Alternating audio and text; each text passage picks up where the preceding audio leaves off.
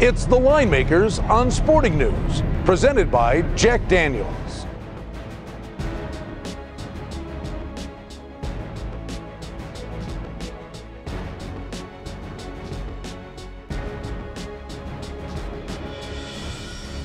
With Kenny White, Brian Blessing here, and we thank you for stopping by the Line Makers on Sporting News. Seattle, win at Washington, all the way back to the Great Northwest, all the way back to Atlanta, all the way back to Seattle. And maybe all the way to the NFC Championship game. We'll see. This was the biggest development for this divisional round of the playoffs. Kenny, the opening number, Atlanta 3, total 45.5. In a millisecond, the threes were gone. And are they coming back? I laid 3. Yeah. I like Atlanta myself, personally. When it came out, I laid 3. That's cheap. That's crazy. And I forgot about the general public bets with their heart and what they saw last. They saw Seattle win at Washington. Well, let's talk about Atlanta. Genuine disrespect being shown them. In essence, what this is saying, Seattle would be favored on a neutral field, and Atlanta has home field advantage throughout the playoffs. I'm sure this is a little rallying cry in that locker room. Well, I'm sure it is. See, you're right. And maybe Seattle deserves to be the favorite because they are playing some great football. I had to go back and look at their playoff teams they played.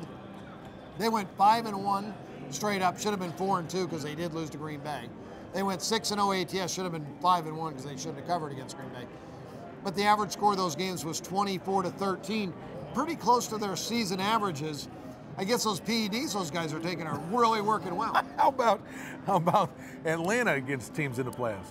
They only played 2 games against playoff teams at Washington. Pretty interesting frame of reference, 24-17. That was when RG3 had 2 good legs and 2 good knees. And the other team was Denver, and they beat Denver. So they're 2-0 straight up, ATS, and 2-0 over. Give Seattle full marks. I mean, they got help from the Redskins, and RG3 being hurt, no doubt. Down 14-0. They could have got boat raced. They come roaring back. The one thing in that game... It helps when the quarterback is only playing on one leg.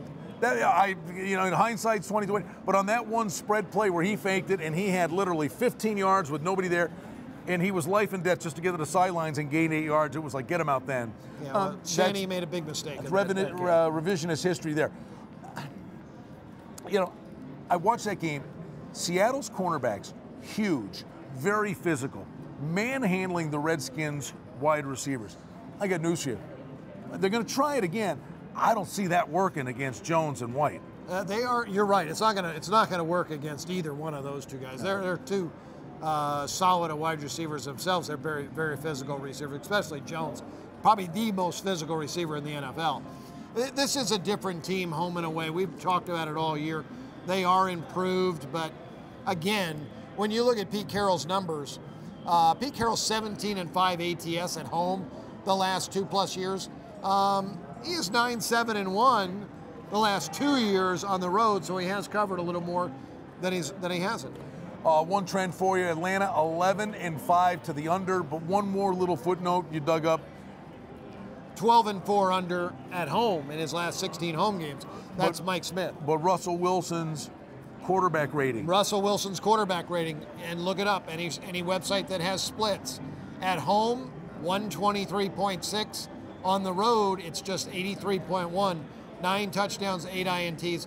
He will struggle this week in Atlanta. The noise, he won't be able to audible as much. And remember, the 6 playoff teams Seattle faced, 24-13 was the median final score in those 6 games. 24-13, just 37 points scored. That's a big under. And are the threes, does a 3 ever reappear? No, never. The money's on Seattle. It will drop, and this game could close pick. Seattle taking on the Falcons as Atlanta gets their postseason underway this weekend.